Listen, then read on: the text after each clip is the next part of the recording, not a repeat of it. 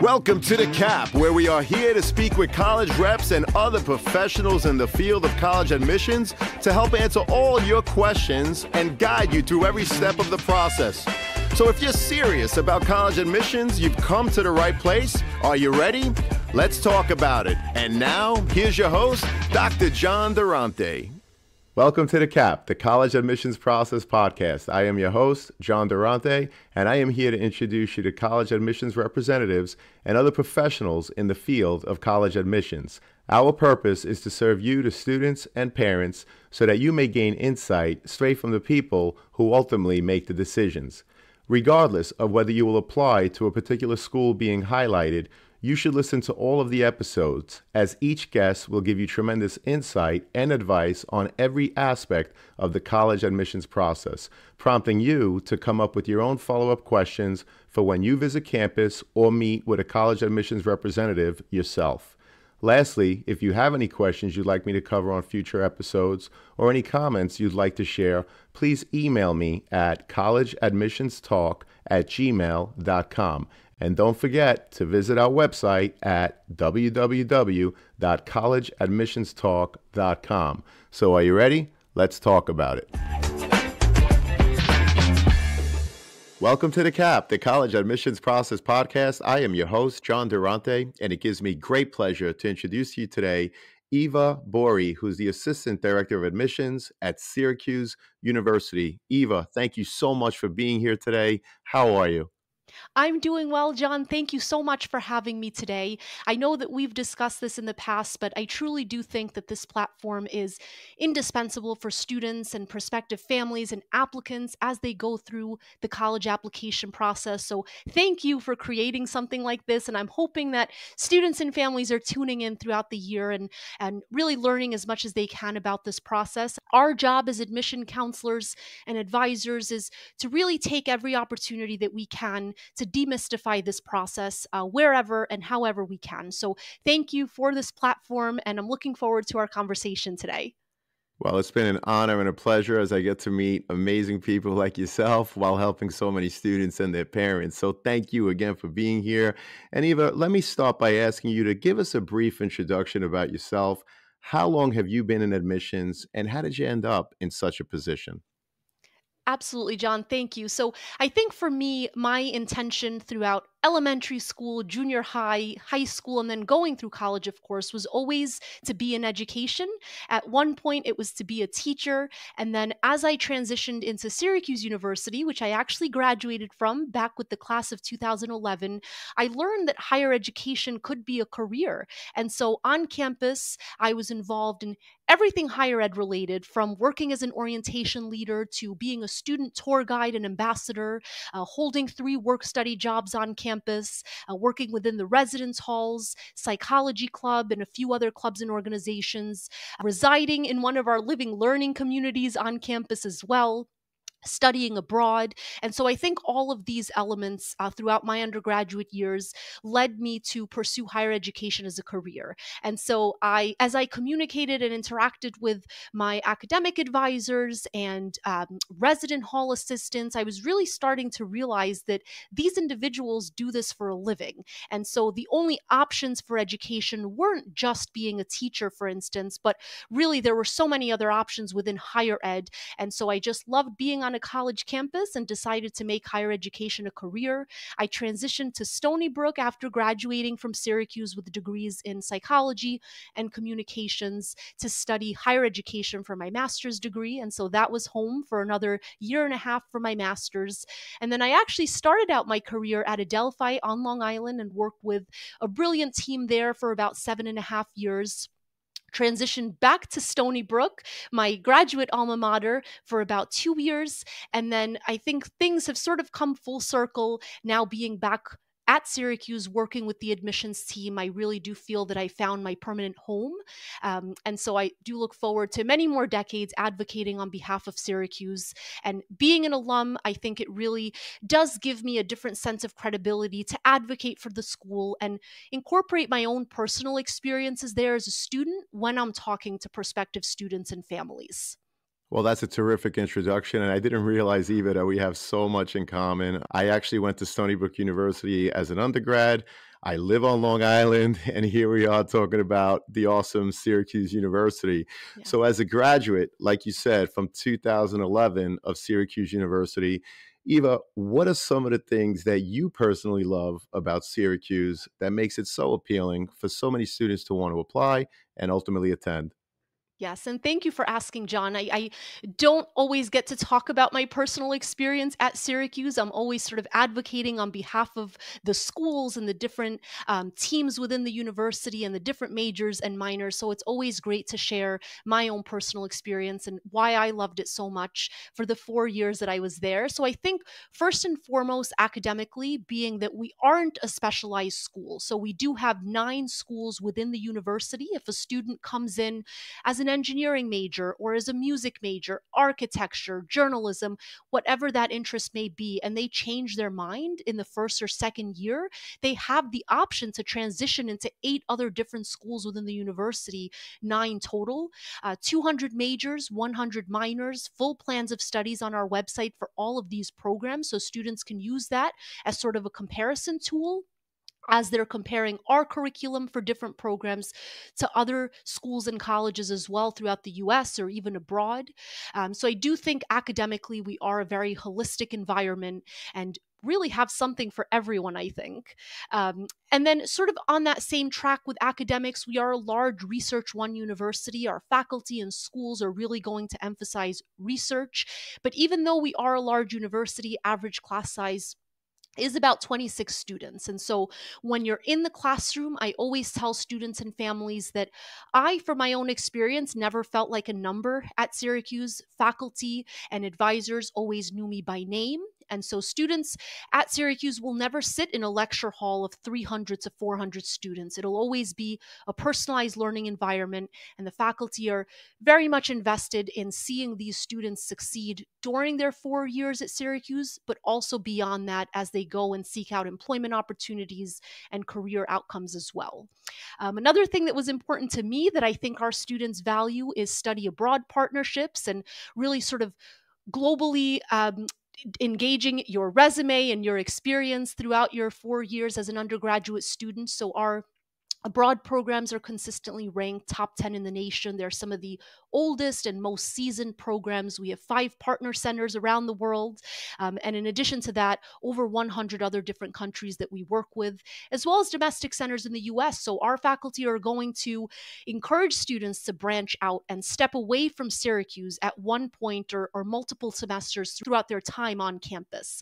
And so that can include studying in our Washington, D.C. Center, Los Angeles Center, Upper East Side in New York City, or, of course, abroad across the world as well. Campus spirit is always something that I love to mention. From our Division One athletics to intramurals, club sports, over 300 clubs and organizations on campus, there is something for everyone at Syracuse. And if there is a club or organization that we don't have, we always encourage students to take the initiative with a faculty team member to start their own club and really start crafting their resume early on with leadership opportunities and engaging themselves as much as they can on campus. Location wise, we are in the heart of central New York. And so, great location for students that may not want to be right in the center of a big city, but still have these big cities, Boston, DC, New York City, within 5 to 6 hours of driving distance for internships and co ops and semesters away. And then lastly, I think I'd have to mention our notable alum, which are very willing to help our current students and build their networks throughout their time at Syracuse, always coming back onto campus to step foot inside our classrooms so that students can meet them, take part in other programming that we offer for students, just again, for them to build their networks. So our alumni are everywhere, from our current president, which was a law school alum from Syracuse, to the current New York State governor, Hollywood actors, Olympic gold medalists, Pulitzer Prize winners. I mean, really any category that you can think of, there is a Syracuse alum that is represented within that category. And I think the neat part is that all have come back onto campus and do personally engage with our students to, again, just open up their connection and networks as they are looking to pursue employment opportunities and graduate opportunities post graduation. Well, we really appreciate that introduction. And I love how you talked about the fact that you have 9 different schools, over Yes. 200 majors, over 100 minors, which is great because if a student comes to Syracuse University and they decide to change their major, as many students do, at a school like Syracuse, there are so many choices for everyone. So, again, we really appreciate that. I also love how you talked about the fact that the average class size is 26 students, Yes. which is basically an extension of what most high schools are throughout the country. And of course, the Syracuse school spirit. And Yes. I'm glad you mentioned that as well, because I just recently read a statistic that in terms of your retention rate, it's well over 90%. So that's a testament of the great work you do in admissions to make sure that the right students are accepted, but also the great work that Syracuse does as a family Right. to make sure that the students are happy once they're on campus. So we appreciate that. Yes. So, Eva, visiting campus, if at all possible, is obviously a very important part of determining whether or not a school is the right fit for you. So, if a student and their parents are able to visit campus, what are some of the sites that they should visit? But also, what are some of the questions they should be asking to help determine whether or not Syracuse University is, in fact, the right fit for them? Absolutely, John, and thank you for asking again. So, I always encourage students, even when I'm working with Syracuse specific students that know Syracuse is their top choice school, to really explore through this process. And so, even though I'm advocating on behalf of Syracuse, I want them to visit multiple campuses. I want students to visit small campuses versus larger campuses in different states, different regions, private schools, public schools, colleges versus universities, and really to start envisioning themselves or not on some of these campuses. So once they are at Syracuse, there are so many ways for them to engage with our teams, engage with our admissions office, and demonstrate interest. So really, I think that visiting in itself demonstrates interest, and so registering for some available open houses, daily visits, virtual events that now I think most schools offer. Once they're on campus, taking the opportunity to connect with teams from the 9 different schools within Syracuse that all have their own recruiting offices, and making sure that students are putting their names on these schools' radars, because we do receive over 45 to 45,000 applications a year. So I think Wow. any ways that students and families can put their names on our radar, I think will add a lot of value to their application. And then in terms of questions to ask, I always encourage students to begin with the tour guides because they are current students. So maybe if the family or students are a bit nervous to talk to faculty or to talk to admission professionals, starting with those tour guides. The tour guides are going to be able to share so much personal experience from their own majors, their own research opportunities, internships, their residential experience, study abroad experiences. And then I think from there, as they become more comfortable having these conversations, calling our admission offices, calling our different schools, and continuing these conversations and dialogues with different teams on campus, asking about career and outcome related statistics. We do a great job of this on our website through an entire career pathways and outcomes web link, but really making sure they're asking what percentage of students are graduating and successfully employed post graduation or in graduate programs, asking what the completion rate for these surveys is, how many seniors are responding back to the school. And I know for Syracuse, it's over 95% of seniors are responding back to these surveys post graduation. And we have a 94% employment rate post graduation, or students that are either joining the military or graduate programs. So it's a great testament to our career teams and that the work that they do within each of the different schools to make sure students are set up for success through the different industries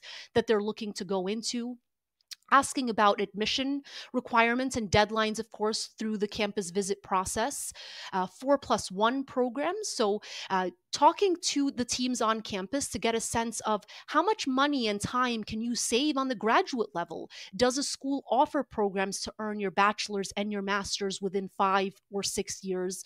Do they offer accelerated law or medical programs, which Syracuse does, of course? But these questions, I think, all sort of will add value to that campus visit experience. And hopefully, students are able to leave with a lot more knowledge than maybe what they're just seeing on the website. And then, lastly, I would recommend all students to ask about who their specific admission counselors are. So, Myself, for instance, I manage all of Long Island and I'm the territory manager for that region and work with the applicants specifically from there, early decision and regular decision applicants, and a little bit out of state in Texas as well. But we do have a full extensive team that works with all of the states within the US and hundreds of different countries around the world as well. And so making sure that you're connecting with your specific admission counselor from different schools and colleges, I think is really important. So that way you have one person to go to throughout this process because it can be a very overwhelming process, but hopefully in the end, a very rewarding one as well. Well, we really appreciate that information and the data points that you shared. Eva, I always put the Office of Undergraduate Admissions in the show notes. If there's anything else that you want me to include, just provide it to me, and obviously we'll make it available to the students and parents again in the show notes. Now, you touched upon demonstrated interest, but Eva, I was curious, what are some of the other things that students do to demonstrate their interest in attending Syracuse University? And is this something that you track as part of your overall admissions process? Absolutely, John. So thank you for asking again. I think demonstrated interest is one of those mysterious elements of the college admission process. And so schools may or may not be disclosing if they're using demonstrated interest or how they're using it. But I can certainly say for certain that most, if not all, schools are definitely tracking interest, even if they're not necessarily using it in the admission process, depending on their applicant pools, depending on selectivity and the competition throughout the admission process. So I think from the simple surface level things to emails, right? I always let students know that if you're receiving emails from your top choice schools, make sure you're opening them. Schools and colleges can see if you're even opening these emails. Now, we can't tell if you're reading them, but we can see those open rates. So, especially for your top choice schools, make sure at the very sort of surface level, baseline level, you're opening your emails because schools can see that. There are so many other ways to demonstrate interest, from college fairs to visiting with the admission counselors at the high school if they're going to be making trips to your high school. Schools will sort of take attendance for these events, college fairs, and high school visits. And not only is it great for the students to put their names on our radar, but really will show us that they have stopped by to see us, that we've engaged in some form of conversation with the students. And sometimes we even see parents and families at college visits at the high school or especially college fairs. So making sure that you are doing what you can to be present in this process, I think will add a lot of value to your application. Calling or emailing the admission office, another great way to engage and interact. And we do track the amount of communication that is going on through this process. And I always like to tell students that this is very much a partnership. We are working with you and with your families to advocate on your behalf when we're sitting in admission committees and we're sitting with the different schools within the university. We want to advocate on your behalf. We want to advocate on having met you, having conversed with you, and why we think you'd be a great fit. And of course, we love our territory. So I would love to admit all of my applicants from Long Island, but it makes it a little bit easier when you are demonstrating interest and when you're doing your part as a part of this partnership, I think. Interviews, another great way to demonstrate interest for Syracuse.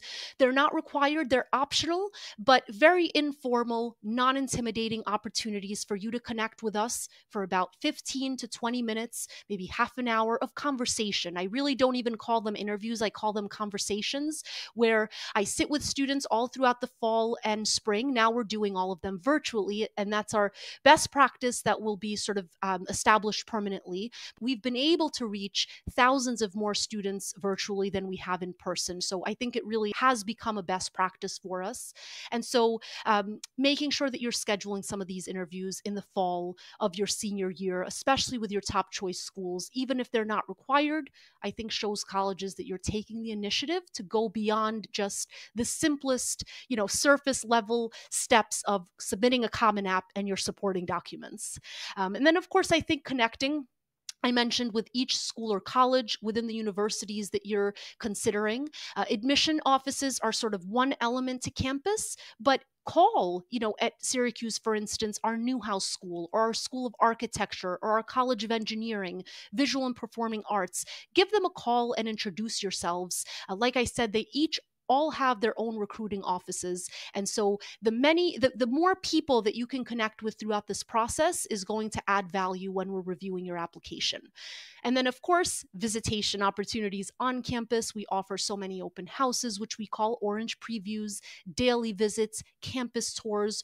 All of these opportunities, I think, are not just there for you to demonstrate interest, but for you to continue learning and educating yourself on this process. And I think for myself personally, whenever I'm meeting with students or families, I, of course, am advocating on behalf of Syracuse, but I really want that visit process to be holistic for them. I want to give them holistic advice that can sort of apply and be transferable to this process in general, not just the Syracuse process. And so I think visiting is really going to equip students with a lot more knowledge and insight than maybe what they might be getting through a guidance office, guidance counselors that have huge caseloads and are working with hundreds of students through this process.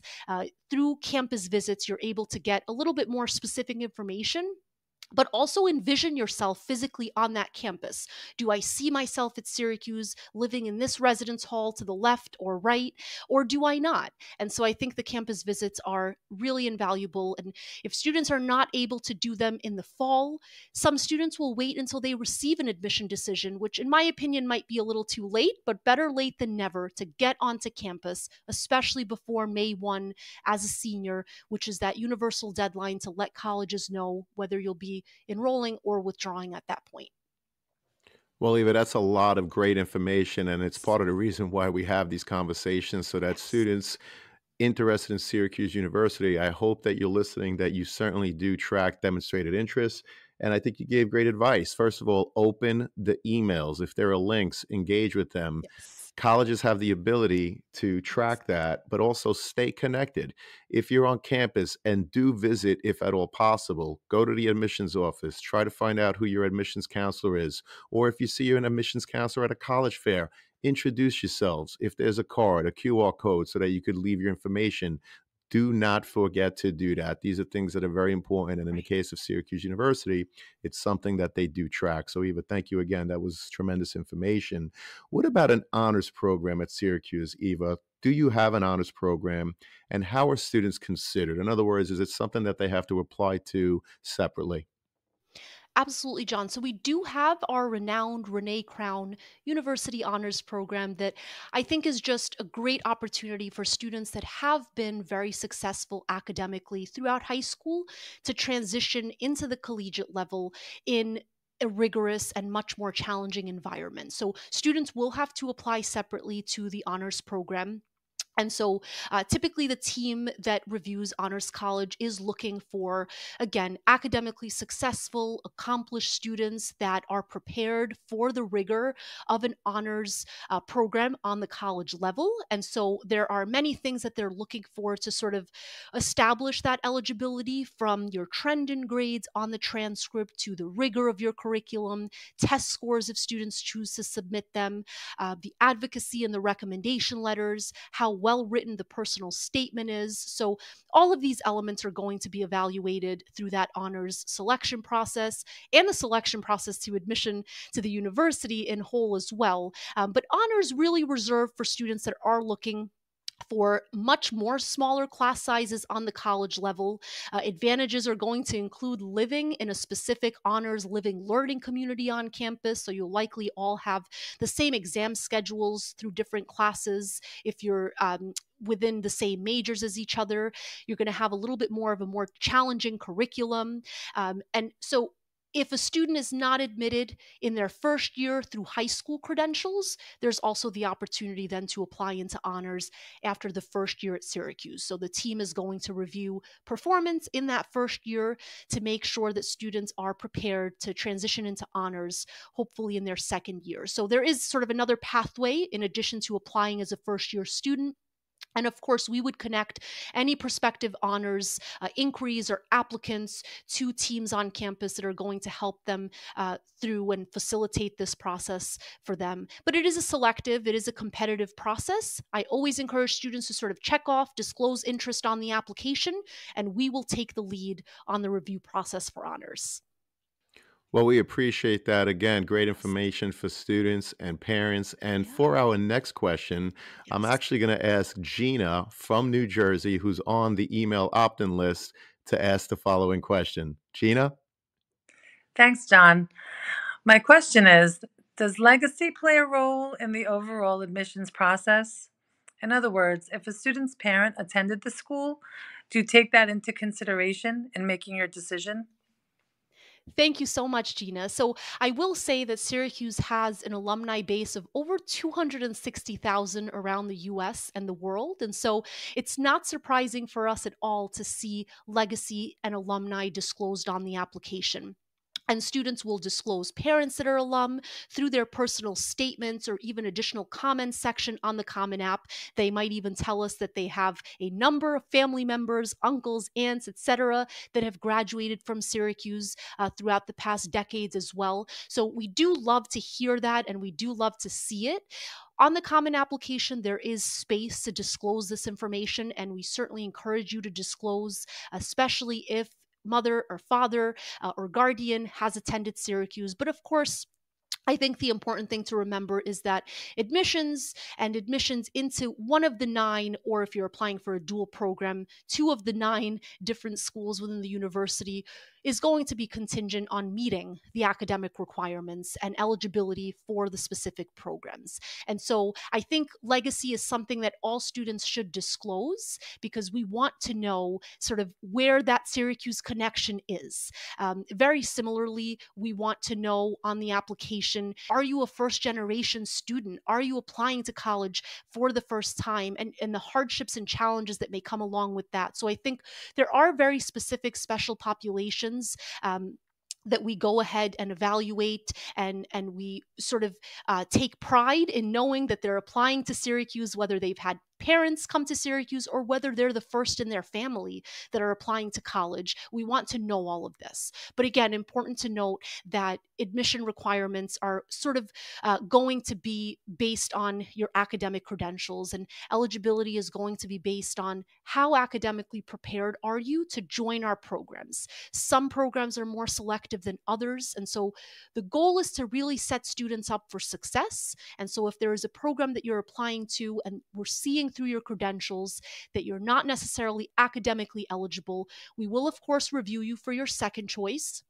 And if you've disclosed on the application that you'd like Syracuse to consider you for an alternate program that we think you might be a good fit for, we would do that as well. That's a SU pick option on the Common App.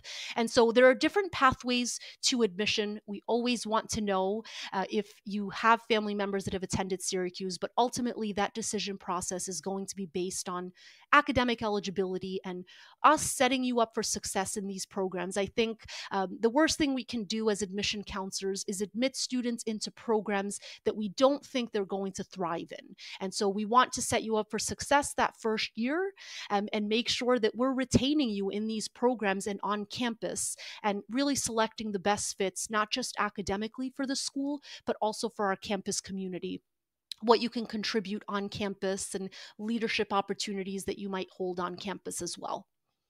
Well, thank you so much, Eva, for that very thorough and detailed Yes. explanation. We appreciate it. And I also want to thank Gina from New Jersey for posing your question.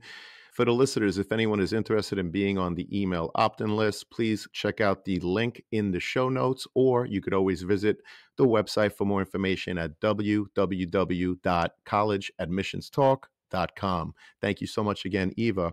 And I know Syracuse University, like many other schools, is in fact test optional. But Eva, can you share the percentage of students that apply and are ultimately admitted that did not submit their test scores?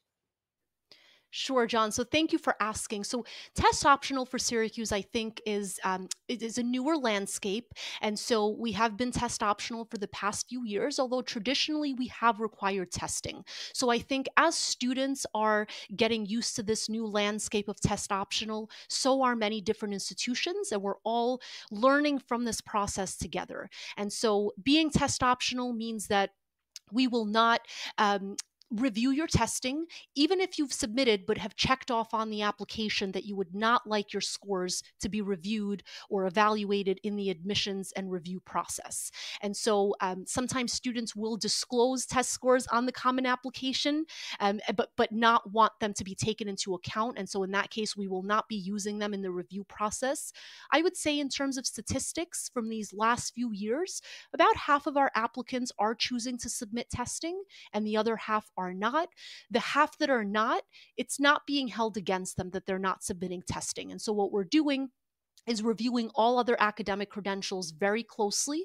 That includes your transcripts, cumulative GPA as one element of the transcript, but also trend in grades. Has there been an upward trend or a downward trend throughout the past 3 years in high school? The rigor of your curriculum. Have you challenged yourselves within the context of what your high school is offering?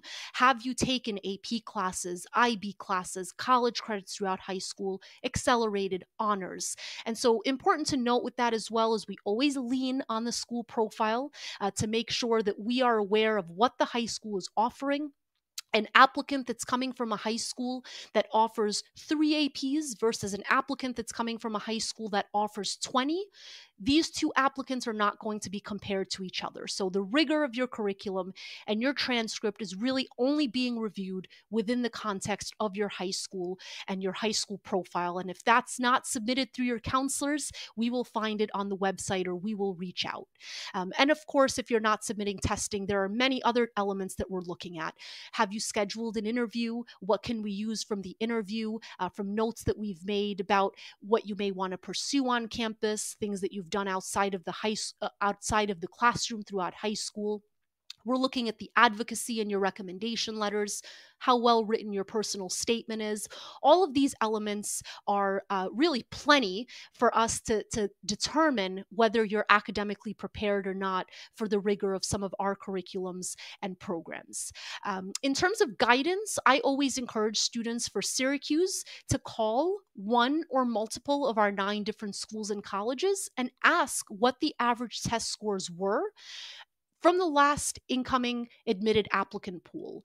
So what that means is every school is going to look a little bit different. Some schools are smaller with less spots to fill, and so they are going to be a little bit more selective in the numbers and credentials that they're looking for. Other schools are much bigger schools on campus, so they have many more spots to fill. So it may make that selectivity a little less than a school that has less spots to fill. So I always encourage calling, asking what that average test score was before you make the decision on if you're going to submit test scores to Syracuse or not. If you're on the phone with these schools and you're listening to the averages, you're above them or within them, it's a great sign that you should submit. It'll add value to your application. If you're listening to these averages and you're below them and maybe you're not taking the testing again, it's not a great representation of you academically, but you have much stronger credentials through your transcript, rec letters, essay, great interview, etc. I would say hold off on submitting. Again, it will not be held against you because we are in a test optional landscape, and we will be for juniors applying, or seniors, I should say, applying for the class of 2024.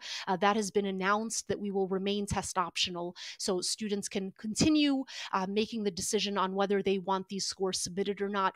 Having said all of this, I always encourage students to take the testing, take the SAT, take the ACT, even if you know that you'll only be applying to test optional schools. It gives you a choice as an applicant to make the right choice for you.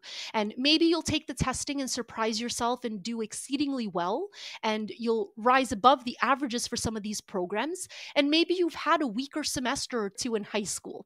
So the testing can balance things out a little bit. But always, I would say, make sure that you are preparing to take these standardized tests throughout high school. It's a great opportunity to challenge yourself as well. And again, with test optional schools, you'll then be prepared to make the choice depending on what you see with your performance on whether it's going to help you or hurt you, in which case you want to hold off on submitting. Well, thank you so much for the detailed explanation again. And I also appreciate how you encourage students and their parents to call. You have 9 different schools Yes, at Syracuse University, so definitely reach out if you have specific questions. I was absolutely. also curious, Eva, where do you think the test optional landscape is going in the next couple of years and beyond?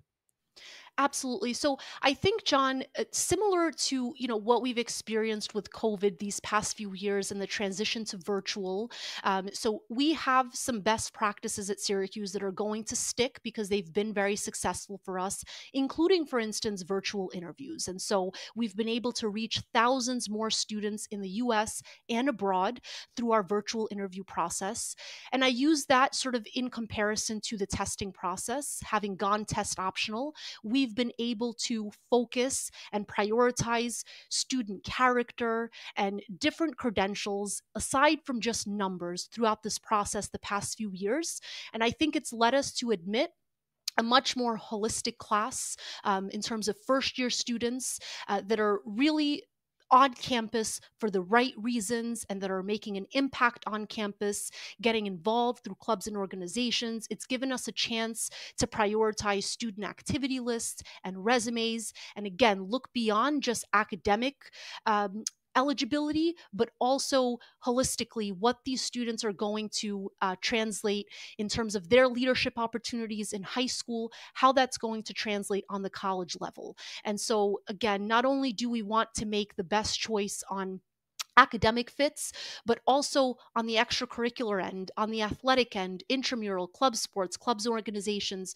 What are you as an applicant going to contribute to our community? And so I think research has definitely shown that test scores are not necessarily a competing priority in this process, and that there are so many more credentials that we can focus on to help us determine how successful are you going to be within your majors, within the different schools, research opportunities, how successful are you going to be in helping faculty start research and complete research, how successful you're going to be abroad if you study abroad and do internships abroad. And so I think looking beyond the numbers is very valuable. And so I know that not all institutions are there yet. And some institutions have tried test optional and have gone back to requiring testing, which I think is all sort of appropriate. Um, Within the context of what the institutional priorities are, and so what the enrollment priorities are. I think at Syracuse we sort of have that privilege of looking beyond the numbers and really trying to prioritize finding the best fits for our campus. And that doesn't always mean what test score you have or what cumulative GPA you have as a student, but just going beyond that and making sure that we're connecting with you and that students are connecting with us to really determine how successful you're going to be academically, and how are we going to support you through the 4 years into the employment process. And a lot of that I think is dialogue and conversation, and a lot of it is showing what you can do on campus and giving students the opportunity to do that, as opposed to limiting them just through numbers in the admissions process. Well, we really appreciate that insight and your explanation of the holistic approach. So, Eva, let's Yeah. dig even deeper, if you don't mind, with Yes. the increase in schools going test optional, and of Yeah. course, the ease with which to apply, thanks to things like the Common Application. Schools Yes. are receiving far more applications than ever before. I think you said Right. there's over 14,000 undergraduate students, and Right. you receive well over 40,000 applications a year. So, Yes. how do you determine the number of applicants to accept, waitlist, and even deny when you receive Yes. far more applications than seats available for deserving students? Absolutely, John. So I think with Syracuse, we're very fortunate to have specific recruiting teams within the 9 different schools at the university that are experts in those industries. So we have different teams in the business school, in engineering, in architecture, education, College of Arts and Sciences, Newhouse, and we sort of lean on the experts within these teams to give us those baseline credentials for admission. And so that is based on research, having seen what past students from other past graduating classes, students that have been successful, what they've come in with at Syracuse. And so in central admissions, we sort of receive these guidelines, and we receive cumulative GPAs that we should really be looking for, a different rigor on the transcript that we should be looking for, classes on the transcript that we should be looking for, depending on the schools that you may be interested in applying to. So I think having that support and having those guidelines from our different schools, from experts in those schools that have maybe worked in those industries and have worked with students within those schools the past few years, as they go through the 4-year process and then graduate, those guidelines are really helpful to us. And they sort of facilitate the process of who we're admitting within these programs, who we're denying, unfortunately, and also then who we're waitlisting. So I think that all students should sort of come into this process as positive as possible and as optimistic as possible. I always like to emphasize that this is going to be a very rewarding process. And so at the end of the day, you're going to attend as a student one college for the next 4 years. And so even if you're not admitted to 10 different colleges, you are going to be admitted where you belong. You're going to be admitted to the school that has looked at your credentials and has determined that this is where you're going to be successful. You are a great fit for their academic program. You can offer so much in their community. And so I think just trusting the process and not focusing, especially from the very beginning, on waitlist or thinking about being denied from a school, but really trusting that you've come up with a great list of schools that you've visited and that you've engaged with, and now sort of trusting again that partnership. And so, and also, of course, connecting with us throughout the process. So, if you're an early decision student, connecting with us in September, October to ask all of your questions, be prepared as possible to go into the early decision process. If you're a regular decision student, continuing to stay connected with us through our deadline in January and taking the fall of senior year to stay connected with us, ask all of your questions, connect with the schools, see which ones you might be a best fit for. So I think a lot of it has to do with preparation as you go into this process and making sure that you have a list that is sort of personal and authentic to you, not applying to schools just because your peers or your friends are applying to them, but applying to schools that you've really connected with and that that perhaps to one of their programs or multiple programs you'd be a good fit for, and then trusting that admission process to review all of your credentials and see that for themselves. Well, that's great insight into the Syracuse process, but also great overall advice. Thank you so much, Eva. Let's unpackage the overall application a little further and talk about college essays.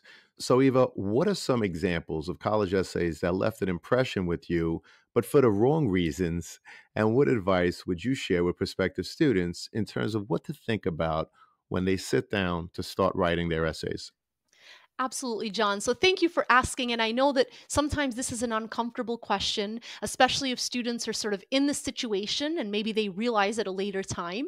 But I think the biggest example I can give of an application that has sort of gone the wrong way is applying to an institution and using another college's name, right? So I think all schools are going to see this differently and sort of place their own context in how they want to evaluate this. But my advice is make sure that if you are using names or specific details in these personal statements, that they are specific to the institutions you're applying for. Now, most students will have one essay that they'll submit through the Common App that's going to be applicable to many different institutions, many colleges and universities.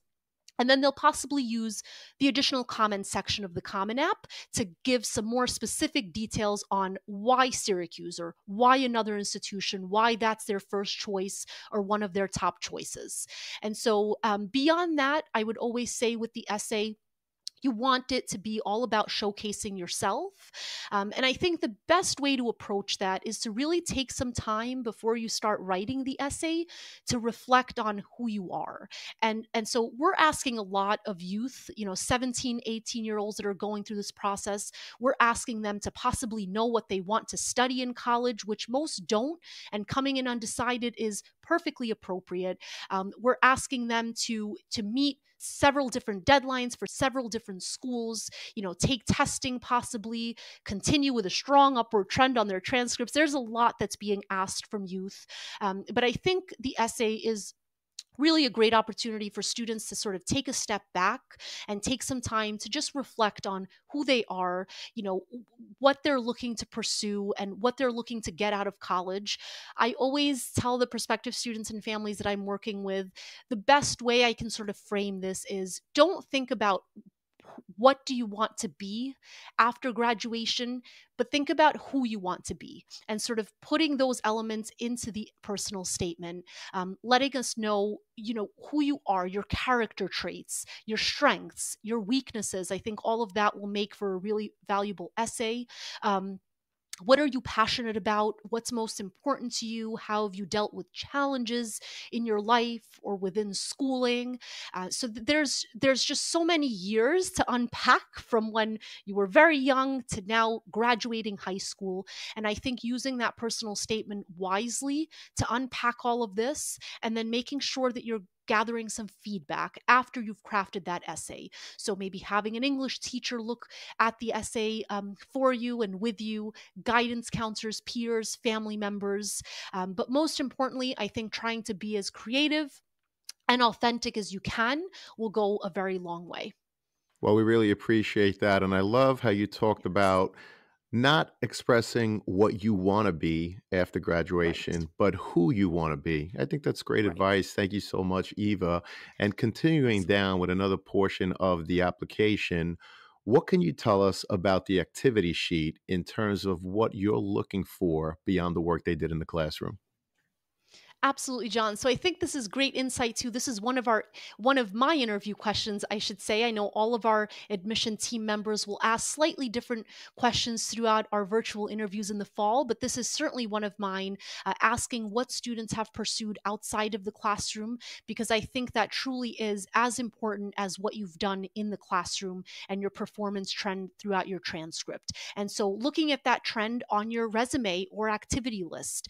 For Syracuse, I think the most important thing is if we can see two or three activities that you've invested the majority of your time in versus an activity list with 17 different activities, but you just haven't invested as much time and effort into those activities. We can sort of see beyond that surface level when we're looking at your activity list, and we can sense that level of investment in what you've done outside of the classroom. And that can include anything from clubs and organizations and sports within the high school, but also jobs. Maybe you haven't had much time to be involved in clubs and organizations because you've had to work to support your family or support yourself. And so sometimes students will shy away from that.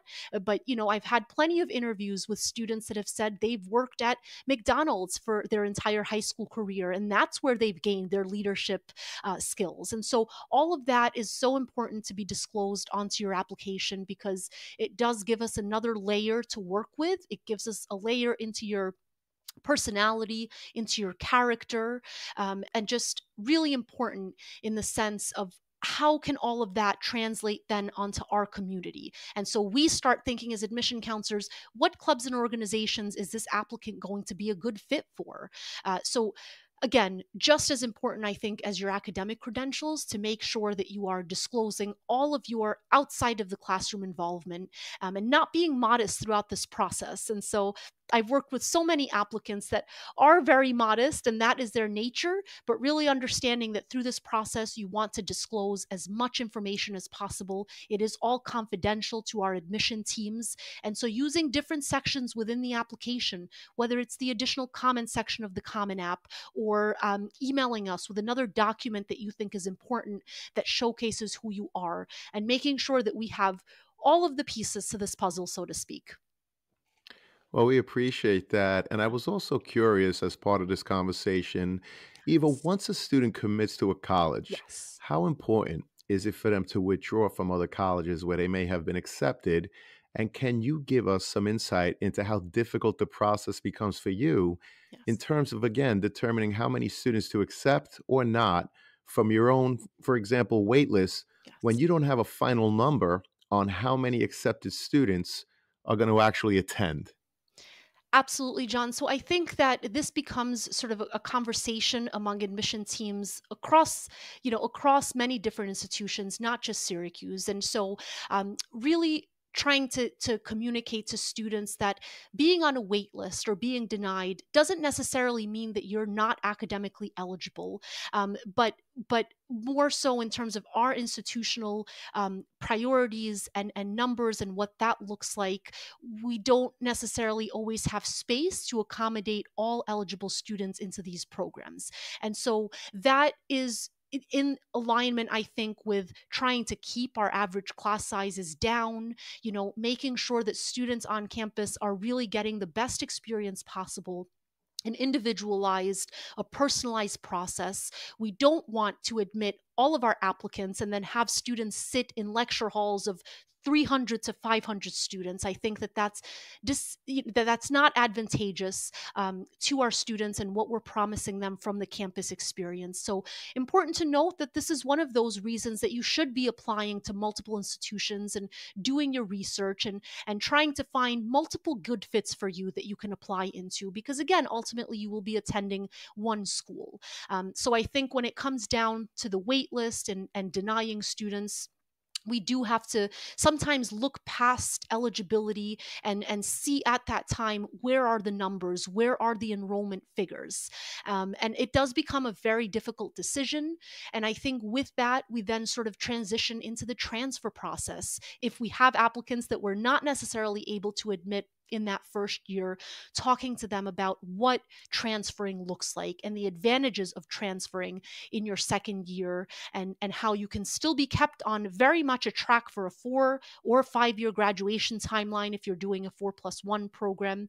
And so having that conversation and giving students options, I think, is really important. And most schools, I think, will be very open to having those conversations. I know at Syracuse, we have a specific transfer team that works with all of our transfer students, and then, of course, graduate students and so on. But I think just important to note that we are looking to set you up for success in this process. We are an admissions office. We do want to admit students. We don't want to deny students. But beyond just, our territories and meeting and connecting with students, there's also certain institutional goals that we have to adhere to. And so making sure that all of this lines up, and that we are working with students closely to try to determine next steps if we're not able to offer them admission in the first year. Well, that's terrific. And I hear you loud and clear how you want to set up students for success. Eva, this has been a phenomenal conversation. Unfortunately, it leads us to our last question, which is, what are the top three pieces of advice you would give a student and their parents who are getting ready for the college admissions process? Absolutely, John. So thank you for asking. I feel that I don't hear this question enough from prospective students and families. I would love for them to ask us, what advice. But I think that so many of them are just so invested in sort of knowing the operational end of this. And so maybe forget to ask about that advice aspect. So I think first and foremost, I know I mentioned this earlier, but just knowing that this is a partnership, at least for Syracuse. And so our admissions team wants to hear from prospective students and families as much as they want to hear from us. So we are here to support students, we're here to support families, and most importantly, we're here to advocate for you as we're sitting in those admission committees. We're here to advocate for your high schools, for your reference letters, your personal statements. We're here to advocate, and I think the more interest that a student demonstrates, the easier it makes it for us to advocate on your behalf. So don't be afraid to connect with us at any point throughout this process. We love hearing even from first year or second year students, sophomores. You don't have to wait until you're a junior or senior. And so just equipping yourself with as much information as possible early on and giving yourself space to ask those questions and connect with us, I think is going to go a long way for both ends. Secondly, definitely visiting and engaging with us. And so that starts with physical visits, but also virtual opportunities that you can do. I think on the surface level, making sure that early on you're filling out inquiry forms for all of your top choice schools. So go on the website. These inquiry forms or QR codes will be on there for most, if not all, schools, where you can disclose your information as much or as little as you'd like. If you'd like to just receive emails, you can disclose just your email. If you'd like to receive literature through mail, you can disclose mailing address. And so the earlier you can get on that mailing list, the earlier we can connect you with our teams. And so you'll receive communication across the board, depending on the interest that you put on that inquiry form. So that is definitely my second piece of advice, is making sure that you're taking the steps to be placed on our radars. And so if your first touch point with us is at a college fair senior year, I think that might be a little too late, but making sure you start this process as early as even freshman, sophomore, and of course, junior year. And then lastly, I think just, again, starting early and staying ahead of the deadlines and staying ahead of the requirements. So I think, especially for sophomores and juniors, you still have time to build your academic profile. You still have time to establish an upward trend on your transcript. You have time to maybe take the testing again if that's something that you think you're going to consider submitting. So you have the advantage of time in your sophomore and junior years to continue building, to continue staying on an upward trend, not to get discouraged if you started out high school a little weaker, because I think trend and rigor is going to leave a very much lasting impression for us. And so we're not just focusing on one semester or 1 year or one class in high school. We're looking at your overall profile holistically. So making sure you know that you have the advantage of time as sophomores and juniors, and using that time wisely to continue doing whatever you can to build your academic profile. And then again, just staying ahead of deadlines, staying ahead of application requirements, especially in your senior year, working and trying to build a network of references as early as sophomore and junior year, identifying teachers and counselors that you think are going to write great recommendation letters on your behalf that can maybe speak on behalf of your trend. Maybe you started out weaker in math, but you grew by the third year. That makes for a phenomenal reference letter, talking a little bit about your weaknesses and your strengths throughout the semesters. So again, I think the three pieces of advice are just knowing that this is a partnership and visiting, engaging with us as much as you can, and then also staying ahead of the deadlines, informing yourself, and making sure that you're connecting with the schools to get as much information as you can before it's too late. Well, Eva, I cannot thank you enough. Syracuse University is obviously very lucky to have you, and it was a true honor to have you here during this podcast episode. I'm so happy because I know that this conversation is going to help so many students and their parents. I do hope to have you again. Thank you, Eva. You were awesome. Thank you again, John. I appreciate it. Thank you. Our pleasure.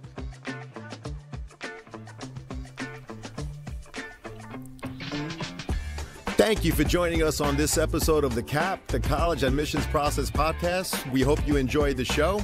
If you did, please don't forget to tell a friend and follow us on Facebook, Instagram, Twitter, and wherever you listen to your podcasts. I am your host, John Durante, and I look forward to seeing you on the next episode of The CAP.